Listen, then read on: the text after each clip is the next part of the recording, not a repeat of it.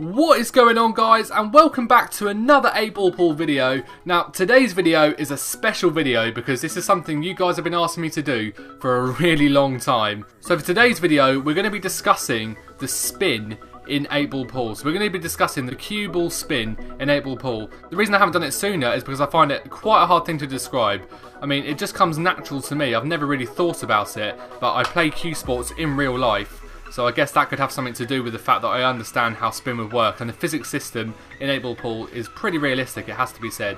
So you have to bear in mind, guys, with this video, this is the way that I see it. So it might not necessarily be the same for other people. So I'm going to try and help you understand it yourself, if you get what I'm saying. So in this video, I'm going to be running through some shots in 8-ball pool, and these are going to be sort of typical shots that you would have in matches, and we're going to be talking about what would happen if you hit them plain ball and if you hit them with spin. So we're going to be looking at the effect spin has on different shots, guys.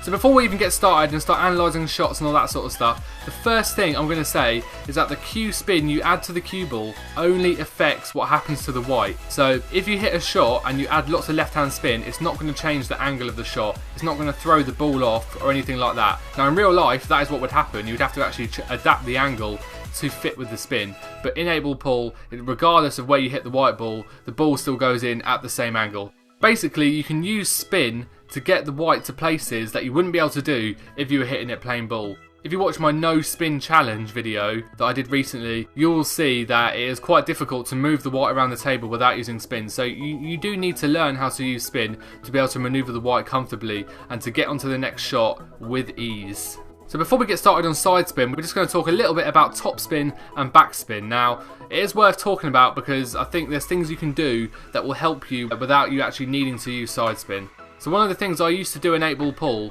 is I would go on the practice table and I would see what is the lightest I can hit a shot and it still go in. Now this might sound strange to you, but it helps you understand the power of a cue. So if I was you, for this tutorial and for the foreseeable future, I would pick a cue that you have and I would stick with that cue for a while because you want to learn the stats of that cue and learn how to play with those stats.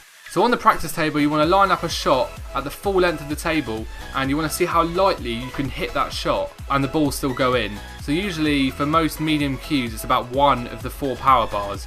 After you've done that and you've learned what the lightest you can hit of a shot plain ball to go in, you want to put maximum screw back on and then do that same shot again, and you'll see that the white actually doesn't reach. So this is a good example of showing that when you add screw back, you need to hit the ball a little bit harder to get the same effect.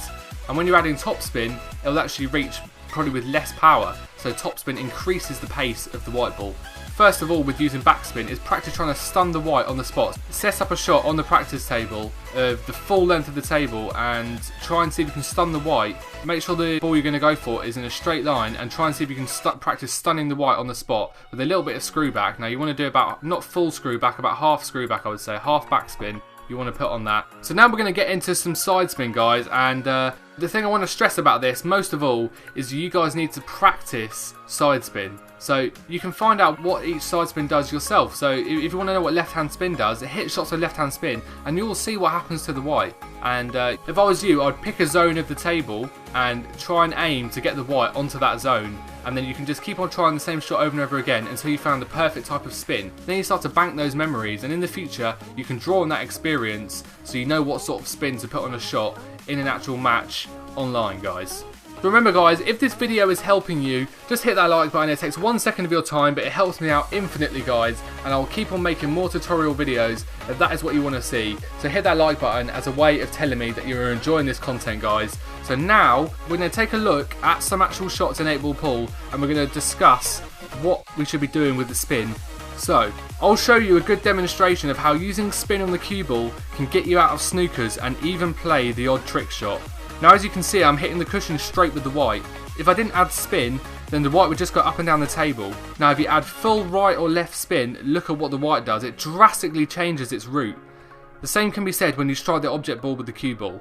So just practice hitting the white up and down the table and using left or right spin, you will see how it takes effect.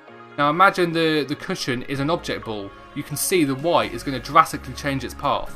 So now we're going to look at a shot along the rail. So imagine you want the white to go forward after striking the object ball. Top spin will obviously make the ball go forwards up the table. but if you want the white to end up in a specific corner of the table, for example the top left hand side of the table, you need to put top spin and left spin combined. The top spin will bring it up the table and the left hand spin will force it at more of an angle than where it was currently going. Now you can imagine that the opposite kind of spin has the